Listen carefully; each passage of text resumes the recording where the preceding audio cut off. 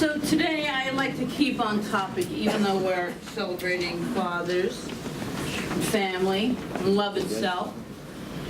We're going to bring a monthly theme that I've been talking about each week to a close when we look at this topic. A monthly theme has been minding your mind. So today the topic is, if you don't mind, it doesn't matter. So, Mark Twain actually said, age is a matter of mind over matter. If you don't mind, it doesn't matter. And the late Jack Benny also simplified it by saying, if you don't mind, it doesn't matter. I'm going to get into, really, it sounds so simple and trite, but it's so much more than that. Because what is controlling us is our minds. And if we don't control our minds and our thinking, then our lives will reflect what we are thinking. So there's a lot to that, and it really is so interesting, the power we have when we take into account what we are thinking, because it's all a story that we are making up anyway. And this might actually sound like a shallow statement, but there is actually really deep wisdom. So we're going to dive into that today. Our minds can be quite mischievous. Don't you think? Yes. I mean, we can make up stories that are unbelievable. And then we believe them, and then, you know, that's our experience. So it's like change the story or let the story be. So there's a lot of things that really do matter to us, and it truly is getting out of our own way and allowing our consciousness, the truth of who we are, the infinite self with a capital S, to take over our lives and to direct us, to be a part of it. And there are many ways of getting to that truth. The biggest, of course, is meditation. But we can get really worked up about things, and they can take on a proportion of their own. We can blow things up so largely that they become this huge, even if it's something that's going on that feels so hurtful in our lives, we just really take it and make it even, we magnify it. We magnify it. Our minds can conjure up negative or wasteful thoughts from simple situations and convince us to react rather than respond. And always to go to that respond part by taking a breath. Something I forgot to do in a conversation I had recently over the phone. I think it was last week, I don't know. And my mind just ran with it, and I reacted. And it took me a few hours to come back. That hasn't happened in a long time. So I'm grateful that it happened. So it reminded me that, wow, that's still there. That's my humanness. It didn't go anywhere. It's still there. But I can work only on me. I can't work on anyone else. None of us can, although we do think we can. But we cannot work on another single person. We can only work on our own self. And it's really important to remember that. To remember, what anyone else does is none of my business. It really isn't. So we can really easily, and this is a saying, make mountains out of molehills, as the saying goes, and make these really small things, or that which seems big, even larger than they are. And we can do a really great job of awfulizing. I love that word. Awfulizing. My new word that I've been using in certain conversations is catastrophizing. You know, we can make the biggest catastrophe out of what is. And it's for us to always remember it is what it is. Always. I don't care what the situation is. I don't care what the situation is. It always is. It is what it is. Where am I going to, how am I going to respond to this? What do I really want in my life? Do I want peace? Do I want harmony? Do I want joy? Mark Twain once said, I have been through, you've probably heard this, I've been through some really terrible things in my life, some of which actually happened. Brilliant, really. The rest of which only happened in my mind. So it mattered. It matters to us what our thoughts are creating. It matters because we believe the story we are making up. In other words, our minds can be very, very unruly, and I think you know what I'm talking about. Yeah? And that, is it just my mind? No. Okay, a few others. So I got a pretty lengthy reading here from Houston Smith's book, World Religions.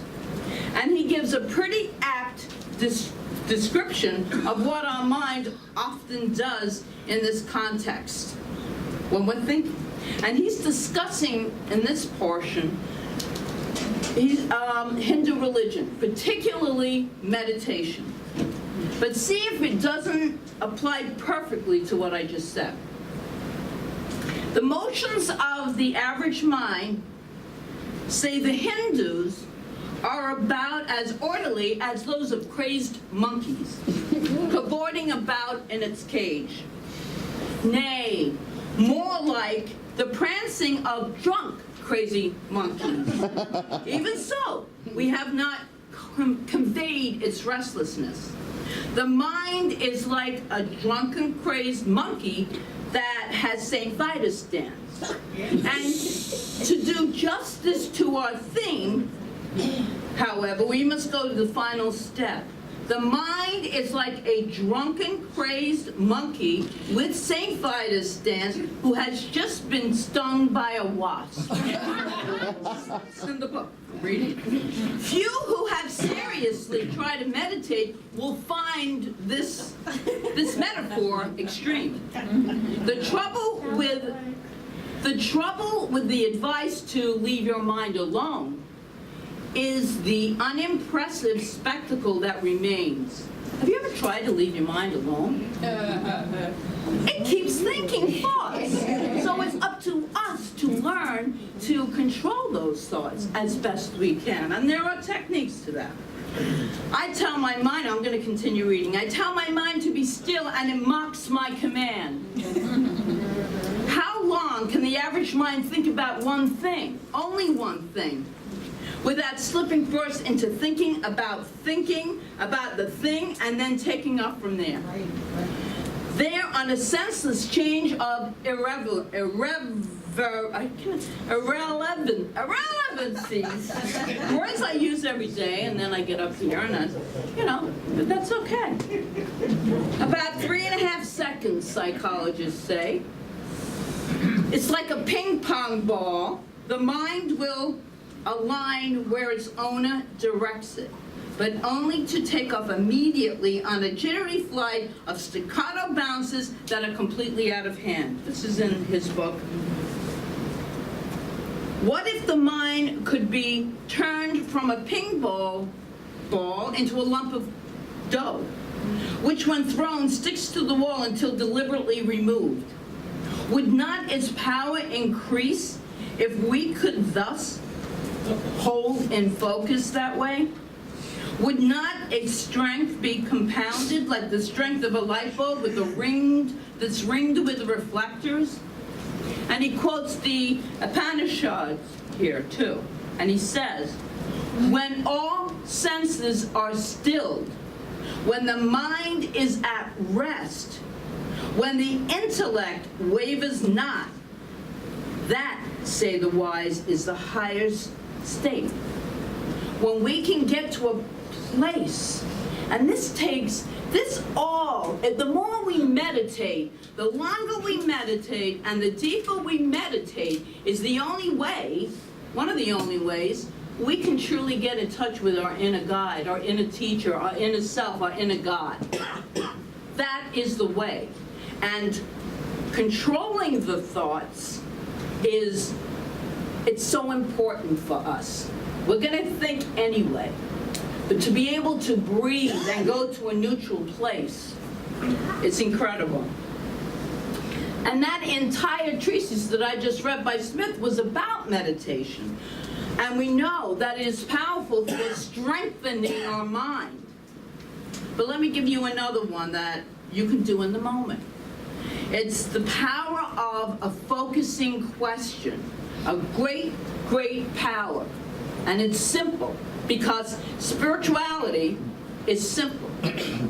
But of course, our mind makes it very difficult, right? Mm-hmm. So when your mind becomes overwhelmed with something you are minding, which is not your own business, often it comes with, and this is true in everyone, it comes with not enough. I'm not enough. I don't have enough money. I don't have enough love. I don't have enough time. I don't have enough. You can fill in the blank, but each and every one of them, or I'm not good enough. We were at the workshop, and that was basically the human condition of all humans. Comes in with that. And we wait for opportunities to grab it. As Regina Dawn Akers explained to us, we become catchers, but when that opportunity comes to us to prove that we're not unworthy, and then we walk around for the rest of our lives feeling unworthy in one way or another. But I'm gonna give you something to strengthen your mind in a minute, but let me talk about what you can do in that moment, and that's the power of a focusing question. So when your mind becomes overwhelmed with all of those thoughts, it could be annoyances, anger, all of that stuff. Once you notice this, and you notice it because if you remember last week, you're standing guard to the portal of your mind, right? You're watching, you're noticing what you're noticing. And the specific focus of this question is, what would I love here? What would I love? So in the middle of an upsetting phone call or confrontation where anger seems to come up, take that breath and ask yourself, what would I love here? Guarantee it's not going to be engaging in an argument that no one's going to win anyway, because no one ever wins an argument, do they? No, because everybody thinks they're right. And this is said not in a fantasy way, as I would love for this person to quit being a jerk and do what I tell them to do. That's not the way it works. Or I would love this big bill I just received to go away. Okay? What would I truly love here? It's great to have that statement in your mind of what your soul's purpose is. And that's something that can come to you in meditation when you ask, because the ego loves to give advice and answer questions. What do I want in life? We're all living this life for now. We're all having this human experience. What do I really want in my life? And I'm not talking about anything like cars or houses or romantic, that's all circumstances. I'm talking about to be free, to be in peace, to allow the alignment of that loving energy to move through me. Those kinds of answers, you're asking the ego, which will answer it. It's simple, yet so very powerful. And why? Because our mind does go on search for an answer to the questions. That's what it does. It has to have an answer. So be cognizant and aware of the question, because your mind will find it. Ernest Holmes tells us in The Science of Mind, one of the most important things for us to remember is that we are always causing something to be created in us and to be created for us. And that whatever cause we have set in motion must reduce some kind of effect. And that might not be an effect in your life, but it will be an effect in this human consciousness, because there is only one. There is only one race consciousness that we are all look and think and feel that we're separate from, but we're not. Because our bodies are temporary. Conditions, experiences are temporary. But that soul, that divinity, that love, that light within us, which is connected to all that is permanent. It never changes. It never changes. So let me give an example of the power of a focused question. And that is a focused question. What would I love here? What do I want to experience in life? What do I want? This one is not actually in the direction of one that you might want, but this is from Rev Michael Palagye, the founder of International Spiritual Center in LA, called, I think we have a member here of, well, yeah, we have a member of Michael Palagye's community with us today visiting. Cool. So it's going to have some kind of effect. So this is the story.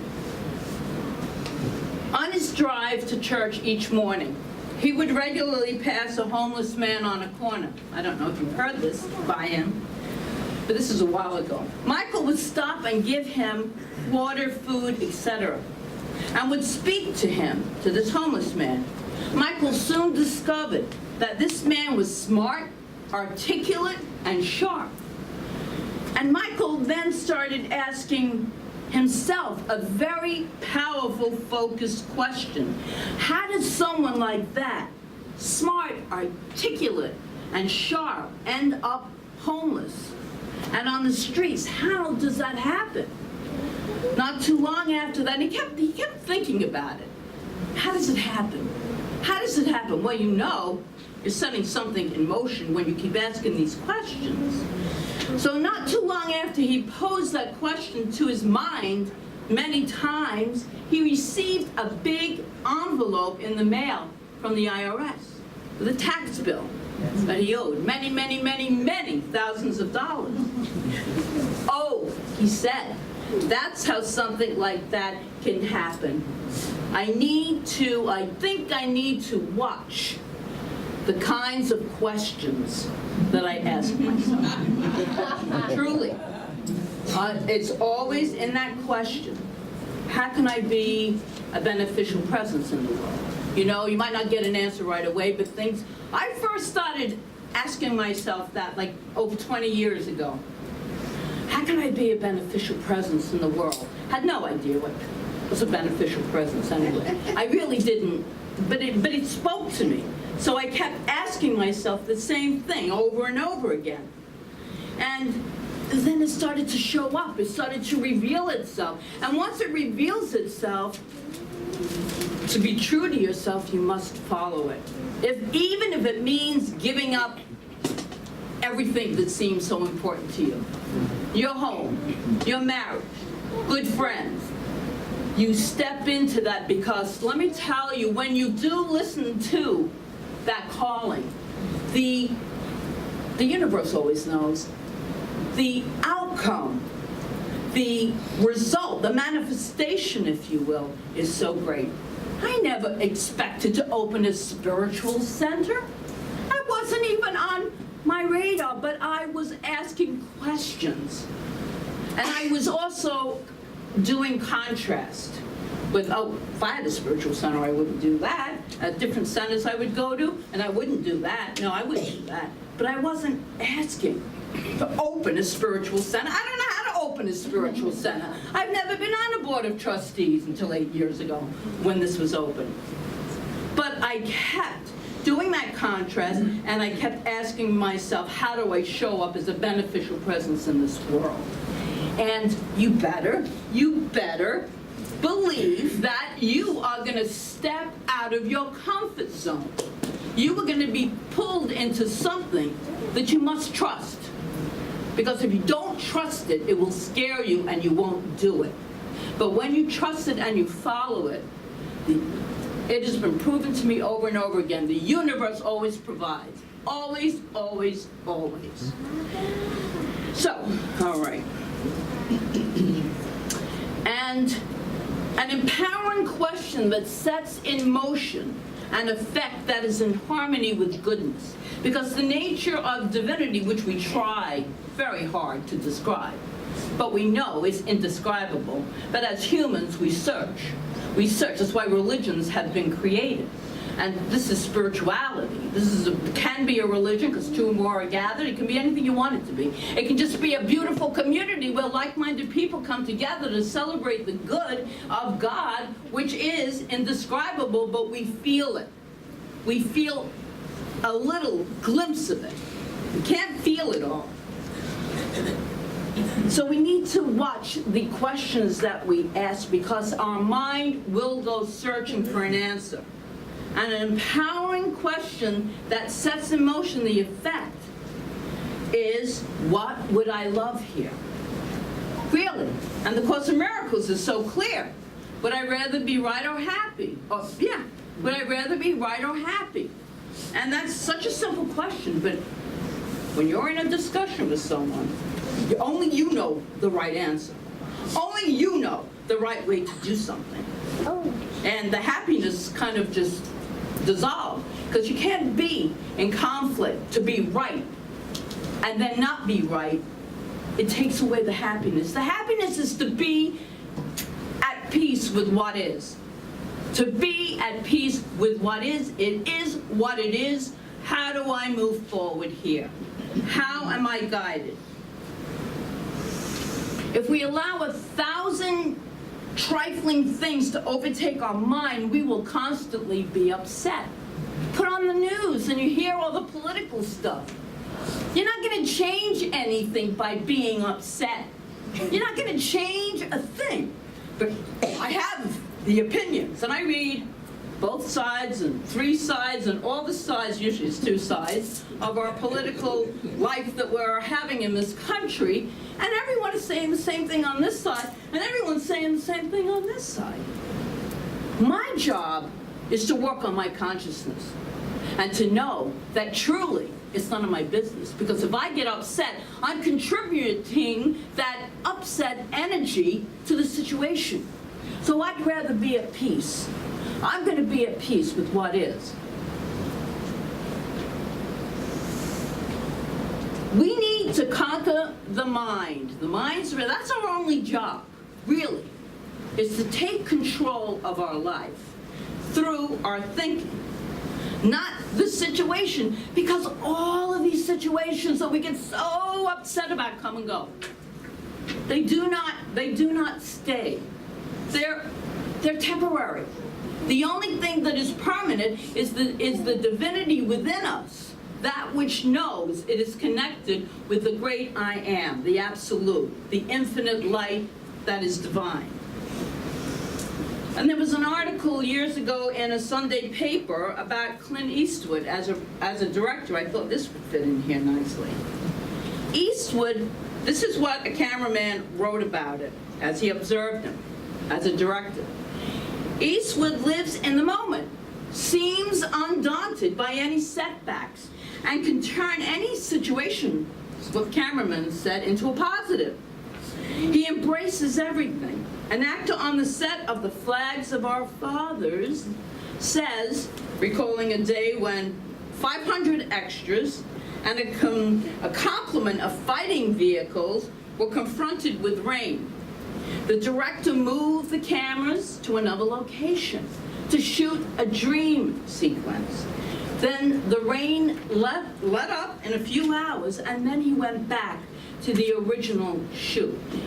He continued on, and nothing was a problem to him. It was always an opportunity to do something else. So going within to the permanence of the true self, the witness that is witnessing what is going on. It's behind us even witnessing our life. It's even behind that. That's how incredible we are. These human bodies are temporary. We're all going to die. And if you're not, I want to talk to you. I want you to raise your hand and tell me how, because I'm interested in that. But this human experience is temporary. It's not permanent. Earl Nightingale created a program years and years ago called The Magic Word. The whole program was designed to help you discover what the magic word was, this whole big program to discover this magic word. And when you discovered what it was. You had power. Finally, after a series of activities and exercises, you discovered that magic word. And so lucky for you, this morning, that you don't have to go through all those series of exercises and study, because I'm just going to tell you what the magic word is. And it was attitude. He told the participants that when they finally understood the power of attitude, they would understand the power that they yield. So today, let us recognize that we hold the magic word, and it really is the authority and power in which we see things and how we respond or react to those things.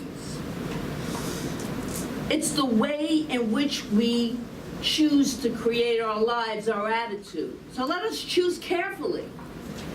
For in that is the power of the day. We choose. The moment we wake up from our sleep, we choose how we want to live the day. And I'm going to illustrate that point with this article entitled, Attitude is Everything. And it's written by Francie Baltazar Schwartz. So, this is about Jerry. Jerry was the kind of guy that you love to hate. Why? Because he was always in a good mood. And always something positive did he have to say. You know, people like to be in their dramas, and they want to share it with you so you can say, oh yeah, I know exactly what you mean, what I'm going through. You know how we are. That's how we are. When someone would ask him how he was doing, he would reply, if I were any better, I'd be twins. Jerry was a manager in the restaurant business, and a unique thing often happened to him. He had waiters follow him around from restaurant to restaurant, and why? It was because of his attitude. He was a natural motivator. If an employee was having a bad day, Jerry was there telling the employee how to look on the positive side of that situation. Seeing this style really made me curious. So one day, this is the way to talk. So one day I went up to Jerry and asked him, I don't get it. You can't be a positive person all of the time. How do you do it? Jerry replied, each morning I wake up and say to myself, Jerry, you have two choices for this day. You can choose to be in a good mood, or you can choose to be in a bad mood. I choose to be in a good mood. This is how he lived his life. I choose to be in a good mood. Each time something bad happens, I can choose which mood. Or if I want to be a victim, or I want to be a man of really power. What can I learn from this, what seems like a bad situation? I choose to learn from it. So every time something would happen in his life that was, and that happens in all of our lives, so we go to, okay, what can I learn from this? Because this is not how love shows up. This is not. Every time someone comes to me complaining, he said, I can choose to accept their complaining, or I can point out some of the positive sides of whatever the situation is of life. Yeah, right, it's not that easy, I protested. Yes, it is, Jerry said. Life is all about choices. When you cut away all the junk, every situation is a choice. You choose how you react to situations. You choose how people will affect your mood. You choose to be in a good mood or a bad mood. The bottom line is it's your choice how you want to live your life. And as it was saying, Regina was saying in the 5-day retreat that I just got back from, we think we're suffering. And she said, she was great. She said, you're not suffering. There's no one in this room that's suffering. As long as you have food in your stomach and a roof over your head, even if you're homeless and you have food, you are not suffering. And she's traveled all over the world, you know, you go to India and people are laying in the street, like just dying there because there's nowhere to get them to a hospital. If there is a hospital, those people are suffering. We have a comfortable life. We might worry about money and worry about this and that. We're still comfortable. People are really suffering on this planet. And that's for us to also, it's all perspective. So anyway, back to Jerry.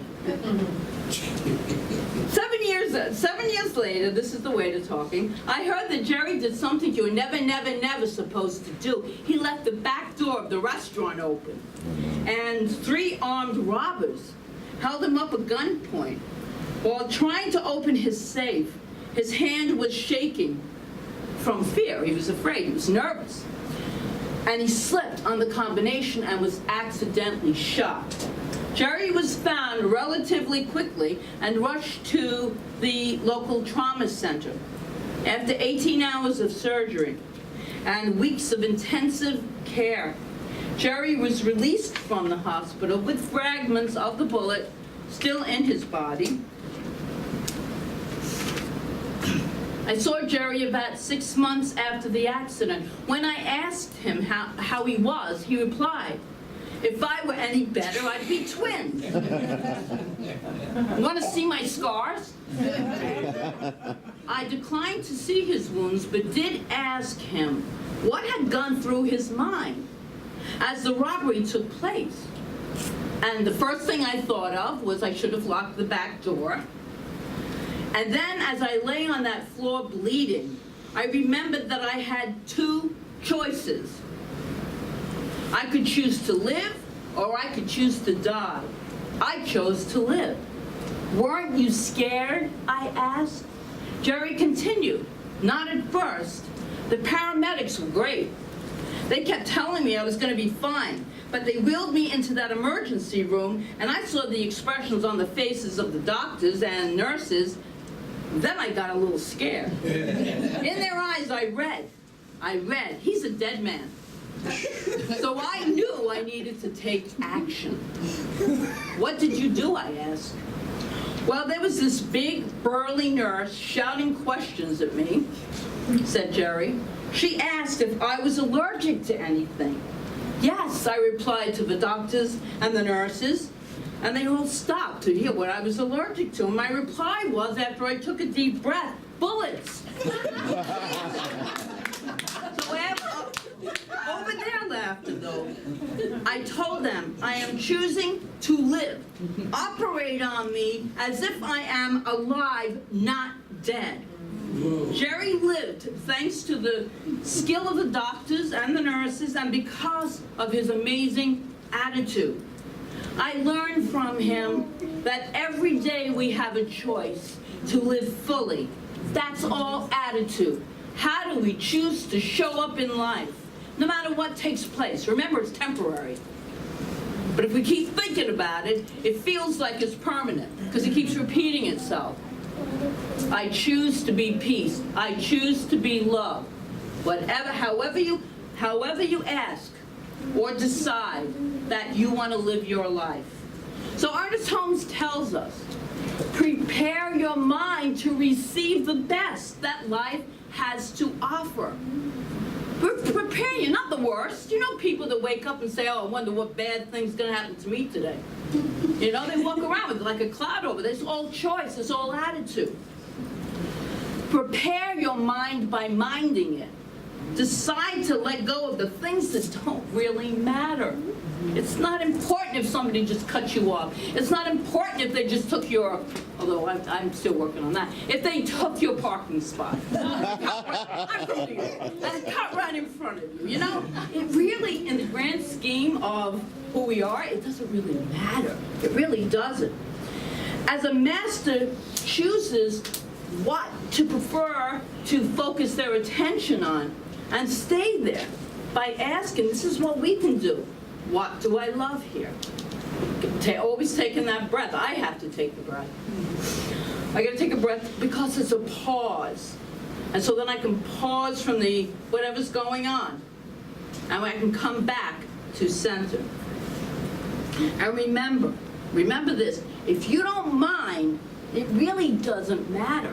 So to close it, it really is about how the attitude we have in responding to life. And I'm talking about every situation, because I know how the mind works, and could be that people are saying, yeah, but she doesn't know what I'm going through.